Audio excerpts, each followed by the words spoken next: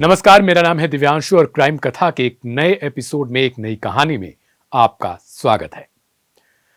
आज हम दिल्ली से सटे गाजियाबाद के इलाके की एक ऐसी खौफनाक दास्तां की बात करेंगे, एक ऐसी प्रेम कहानी की बात करेंगे जो आज के युवा वर्ग के लिए बहुत ज्यादा सावधान करने और उन्हें सतर्क करने वाली है।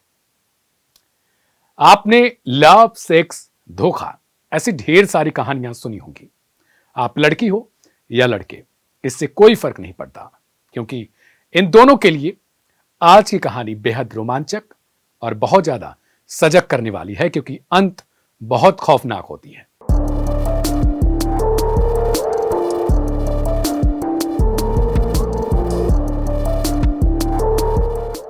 अब से कुछ ही महीने पहले एक बुजुर्ग आईसीयू में भर्ती था। उससे मिलने के लिए उसकी बेटी आती है और साथ में एक युवक को भी लाती है। नौजवान 30 साल की बेटी और साथ में एक और लड़का। पिता आईसीयू में थे। होश आता है, देखते हैं अपनी बेटी को किसी के साथ तो आश्चर्य में पड़ जाते हैं। आमतौर पर ऐसा होता है, डर जाते हैं कि आखिर ये लड़की, मेरी बेटी आज किसे लेकर साथ में आई है। पूछते हैं तो वो बताती है कि मैं इसी से प्यार करती हूं और मैं शादी करना चाहती हूं। साथ में जो लड़का था उसका नाम फहाज है। वो लड़की के पिता यानी अपनी प्रेमिका के पिता के हाथों को पकड़ता है और सहलाते हुए कहता है कि पिताजी, मैं आपकी बेटी से प्यार करता हूं और मैं आपकी बेटी को हमेशा खुश रखूंगा। उसे कभी कोई आंच नहीं आने दूंगा, उसे कभी कोई दर्द नहीं दूंगा। पिता शुरुआत में थोड़ा झिझकते हैं। नाम पूछते हैं तो पता चलता है कि ये तो मुस्लिम है लड़का, और लड़की यानी वो लोग खुद हिंदू थे। आमतौर पर लोग स्वीकार भी नहीं करते, लेकिन तबीयत खराब थी, कुछ समझ नहीं आ रहा था। पिता ने कह दिया ठीक है, मान गए। इसके बाद दोनों बाहर जाते हैं, पार्टी करते हैं, साथ समय बिताते हैं और फिर कुछ टाइम बाद लड़की अपना होश खो बैठती है। एक बार फिर से दोनों शारीरिक संबंध बनाते हैं। फिर लड़का लेकर लड़की को बाहर जाता और उसके घर पे ड्रॉप करता और फिर वापस से वही कहानी। इसके बाद अचानक से 11 दिसंबर को लड़की अपने ऊपर पेट्रोल केरोसिन छिड़कती है और अपनी जीवन लीला समाप्त कर लेती है। अब पिता का रो रोकर बुरा हाल है कि उनकी बिटिया चली गई।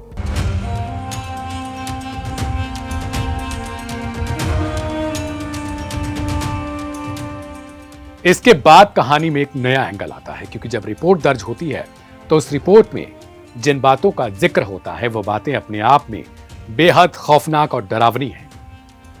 रिपोर्ट के मुताबिक 20 करोड़ की लालच में यह सब कुछ खेल चल रहा था। यह प्यार नहीं था, महज एक धोखा था जो उस पिता के साथ, उसकी बेटी के साथ, उसके परिवार के साथ उस लड़के ने खेला, यानी फहाज ने। फराज की पोल खुल चुकी थी, क्योंकि डायरी में जो पिता ने अपनी बेटी की एक डायरी दी थी उसमें सारी कहानियां लिखी हुई थी। वो डायरी पढ़कर खुद पुलिस वालों के होश उड़ गए कि कोई इतना घिनौना काम कैसे कर सकता है। उस डायरी में लिखा था कि उस लड़की से अब तक तकरीबन 4 से 5 साल के अंतराल में जब वो पहली बार मिली थी फराज से, उस वक्त से ही फराज उसे तमाम वादे करता रहा, तमाम सपने दिखाता रहा, वो ड्रीम दिखाता रहा जिसकी चाहत में हर कोई चाहती है, हर कोई लड़की चाहती है तो उसका पति ऐसा मिले जो उसकी सारी ख्वाहिशों को पूरा करे। पर वास्तव में ऐसा होता नहीं कुछ। वो भी ऐसा ही कुछ सोच रही थी। डायरी में आगे लिखा होता है कि फराज ने उससे अब तक 6.5 लाख रुपए से ऊपर की रकम ऐंठ ली है। उसे आमतौर पर एक मंकी ड्रग्स नाम का इंजेक्शन देता था, कोई नशा कराता था, इसके बाद उसके साथ शारीरिक संबंध बनाता था और फिर वापस उसको घर पे ड्रॉप करता था। यही कहानी वो करता रहा।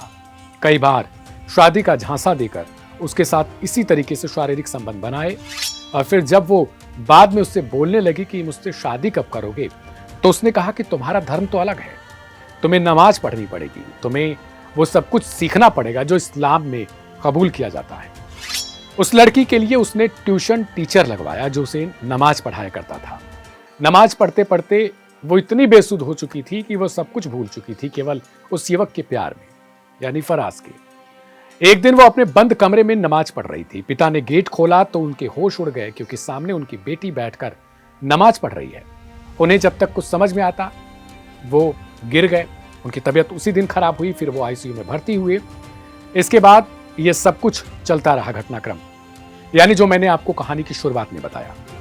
उसके बाद वहीं पे मुलाकात होती है इन तीनों की, पिता, बेटी और उस युवक की। वहीं इसने एक कॉन्ट्रैक्ट साइन करवाए थे जिसमें लिखा था कि आप शादी के बाद कुछ भी रिपोर्ट नहीं दर्ज कराएंगे, किसी प्रकार से झगड़ा लड़ाई नहीं करेंगे हमारे साथ। तो पिता ने उस वक्त साइन कर दिया था उसी आईसीयू वार्ड में। दिन में कॉल किया था, तबीयत खराब थी, दवाई खा के सो रहा था। अब ये बात है कि 20 करोड़ रुपए की रकम जो इस लड़की के नाम पर थी, ये पिता ने किया हुआ था। यही कहानी शुरुआत में ही फराज को पता चल गई रहती है, जिस कारण वो अब तक ये सब कुछ करता रहा उस लड़की के साथ। एक बदला हुआ नाम मैं ले रहा हूं, मीतू। मीतू के साथ ये सब कुछ करता रहा और उसे हर बार झांसा, दिलासा, वो सब कुछ देता रहा जिससे उस लड़की को वो फंसा सकता था आराम से। वो लड़की कभी कोई कंप्लेन नहीं किया करती थी, लेकिन 11 दिसंबर से पहले जब उसे इस कहानी के बारे में पता चला, यानी जब शादी के लिए इसने बार बार इसको कहा फराज को, तो इसने मीतू से कहा कि पहले तुम्हें अपनी 20 करोड़ रुपए की संपत्ति मेरे नाम पर करनी पड़ेगी, इसके बाद ही हम शादी कर पाएंगे। अपने बिजनेस के नाम पर ये सारे पैसे लूटता था, यानी 6.5-7 लाख रुपए की जो रकम ले रखी थी वो बिजनेस के नाम पर ही इसने लूटा हुआ था। हम आपको अपनी स्क्रीन पर दिखा रहे हैं किस तरीके से जो चैट है वो चैट आप पढ़ सकते हैं आराम से। आप इसको पॉज कर लीजिएगा वीडियो को, उसके बाद आप चैट पढ़ सकते हैं कि किस तरीके से इस चैट में उसने शादी का झांसा दिया, बिजनेस का झांसा दिया, वो सब कुछ किया जिससे वो लड़की को आसानी से फंसा सकता था, उसके साथ शारीरिक संबंध बना सकता था और अपनी सारी इच्छाएं पूरी कर सकता था। एक वॉइस मैसेज 11 दिसंबर से पहले इस लड़की ने फराज को भेजा था। वॉइस मैसेज थोड़ा बहुत हम आपको सुना दे रहे हैं। इसमें ये लगातार रो रही है, कह रही है जब सब कुछ सही हो रहा था तब तुमने मेरे साथ खेल कर दिया।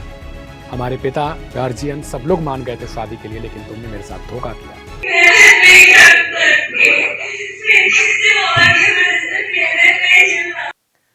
अब हम आपको सुनवाते हैं पुलिस का वर्जन, इस पर आखिर क्या कुछ है, जिसमें वो साफ तौर पर बता रहे हैं कि किस तरीके से इसे अंजाम दिया गया था। जब भी कभी शादी की बात लड़की करती थी तो उसको जो है बार बार उसको टाल देता था।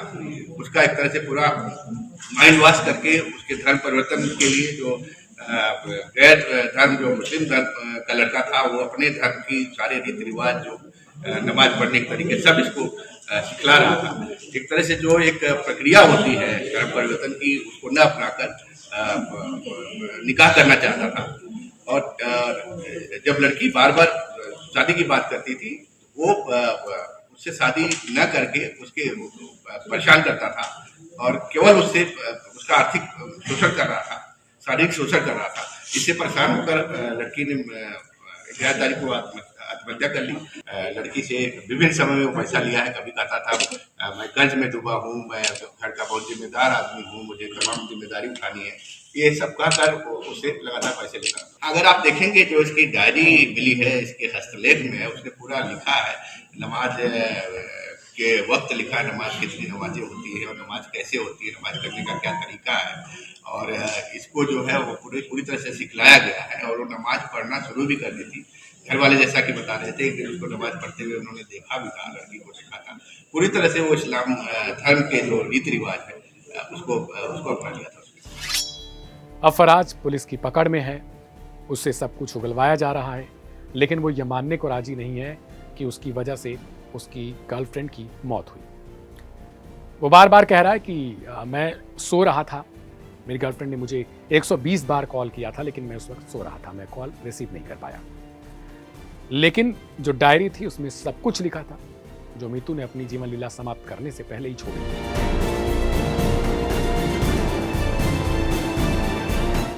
अब ये कहानी आज की युवा पीढ़ी के लिए बहुत ज्यादा सजग करने वाली, बहुत ज्यादा सावधान करने वाली है।